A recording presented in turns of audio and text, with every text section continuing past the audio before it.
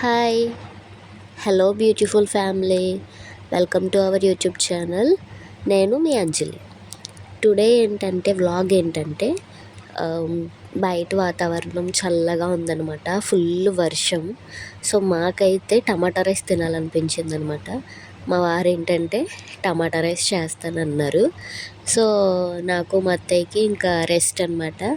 ఆయన ఏంటంటే ఏదైనా వంట చేయాలని అంటే ఆయనే మొత్తం చేసుకుంటారనమాట. ఆనియన్స్ కటింగ్, వెజిటేబుల్ కటింగ్స్ ఏదైనా సరే మొత్తం ఆయనే చేసుకుంటారు. సో మాకేంటంటే ఫుల్ రెస్ట్ అనమాట. మేము జస్ట్ ఓన్లీ చూడడమే. టమాటా రైస్లోకి ఏమేమి కావాలో మొత్తం అన్నీ ఆయనే వేసుకుని ఆయనే చూసుకుంటారనమాట. సో టమాటా రైస్లోకి కావాల్సినవి ఏంటంటే ఒక 2 ఆనియన్స్ తీసుకున్నారు, అండ్ ఒక 4 టమాటాలు తీసుకున్నారు, అండ్ కొన్ని పచ్చిమిరపకాయలు అనమాట. ఏదైనా సరే టేస్ట్కి తగ్గట్టుగానే చూసుకొని అన్నీ చేసుకుంటారనమాట. అండ్ ఇదేంటంటే నెయ్యి అనమాట. కొంచెం నెయ్యితోనే డీప్ ఫ్రై చేస్తారు అన్నీ. ఎక్కువగా యూస్ చేసేది ఏంటంటే నెయ్యి. నెక్స్ట్ కొంచెం బిర్యానీ సామాన్లు అనమాట ఇవన్నీ. బిర్యానీ ఐటమ్స్ అన్నీ కూడా ఆయన ఒక ప్లేట్లోకి తీసుకున్నారు. నెక్స్ట్ ఆనియన్స్ కట్ చేసుకున్నారు కదా. ఇప్పుడు స్టవ్ వెలిగించి ఒక గిన్నె పెట్టుకుని అది బాగా కొంచెం వేడెక్కిన తర్వాత నెయ్యి పోసుకున్నారనమాట. నెయ్యి వేసుకున్న తర్వాత అది బాగా హీట్ అయ్యిందో లేదో చూసుకుంటారు. సో అది హీట్ అయిన తర్వాత మనం ముందుగా పక్కన పెట్టుకున్న బిర్యానీ సామాన్లు అన్నీ కూడా ఒక్కొక్కటిగా వేసేస్తారనమాట. నాకు ఈ టమాటా రైస్ తినడం ఇది ఫస్ట్ టైం. అది కొత్తగా యూట్యూబ్లో మేము చూసామన్నమాట.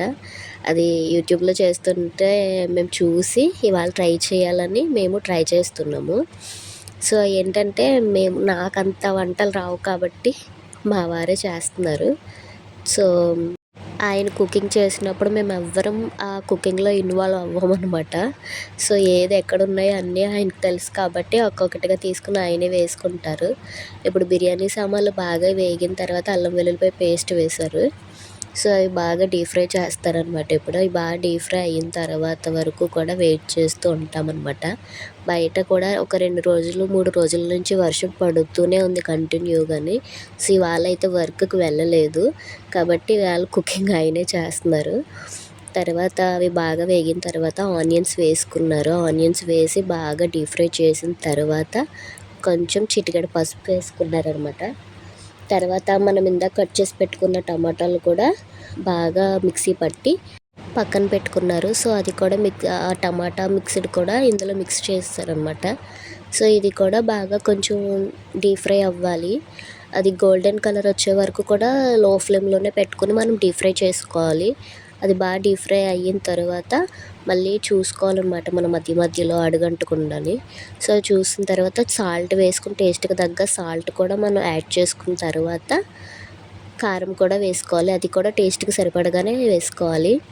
ఈ మధ్యలో నేను ఏమైనా చేశాను అంటే ఉల్లి చట్నీ చేశాననమాట. ఆనియన్స్ కట్ చేసి అండ్ పచ్చిమిర్చి కూడా కట్ చేసుకుని మధ్యలో గ్యాప్ దొరికినప్పుడు నేను ఏం చేశానంటే పెరుగు చట్నీ అనమాట.